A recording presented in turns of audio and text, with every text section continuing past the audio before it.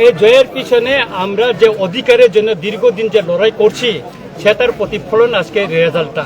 কারণ আমাদের অধিকার আমরা চাই, আমরা সংবিধানের বাইরে কোনো অধিকার চাচ্ছি না। আমাদের যে এডিসি এলাকার যে ল্যান্ড রাইটসটা সে অধিকারটা চাই।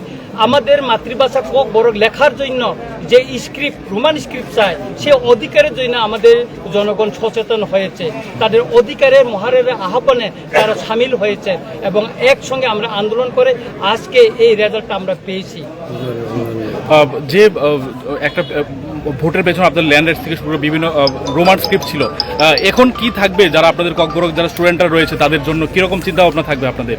আমাদের চিন্তার ধারণা আমাদের অধিকারের জন্য আমরা লড়াই করব। যেহেতু এডিসিতে আমরা আবার ক্ষমতায় আছি, আগামী দিন আমাদের আন্দোলন আরও জোরদার হবে এবং 2028-এ এর মহারাজ যে বলেছেন ত্রিপুরা মুখ্যমন্ত্রী হবে সেটা প্রতিফলন ঘটবে। আপনাদের দলের যারা ওয়ারিয়ার্সরা রয়েছে যারা গ্রাউন্ড লেভেলে কাজ করেছে তাদেরকে কি বলবেন আজকের এই বিজয়ের দিনে? আমি বলবো তাদেরকে শান্ত থাকার জন্য। আমরা যেহেতু বিজয়ী হয়েছি, মহারাজও আহ্বান জানাচ্ছেন শান্তি থাকার জন্য। আমি বিশেষ করে রামচন্দ্রগড় সারা খোয়াই ডিস্ট্রিক্টে সবাইকে সব আমাদের ওয়ারিয়ার্স ওয়াইটিএফ আমাদের ত্রিপুরা মঠা এবং মহিলা যে সংগঠন আছে সবাইকে অনুরোধ করব যাতে শান্ততা থাকে, কোথাও যেন ভায়োলেন্স না করে, এটা আমাদের আহ্বান থাকবো। মহারাজও এই আহ্বানে সবার নিকট রাখেছে। ত্রিপুরা মঠাকে